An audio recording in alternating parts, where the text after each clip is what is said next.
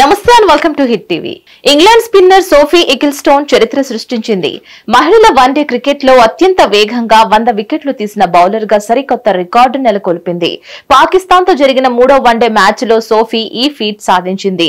Dangerous Nashra సంధును out చేసి 100వ wicket ఖాతాలో వేసుకుంది. ఈ ఆల్రౌండర్ 63 ఇన్నింగ్స్ లోనే ఈ మైలురాయికి చేరుకుని Australia bowler Catherine Fitzpatrick పేరిట ఉన్న రికార్డును బ్రేక్ చేసింది. ఫాస్ట్ బౌలర్ అయిన క్యాథరిన్ 64 ఇన్నింగ్స్ లో 100 వికెట్లతో మెరిసింది. కౌంటీ గ్రౌండ్ లో జరిగిన 3వ వన్డేలో ఇంగ్లాండ్ 302 రన్స్ కొట్టింది.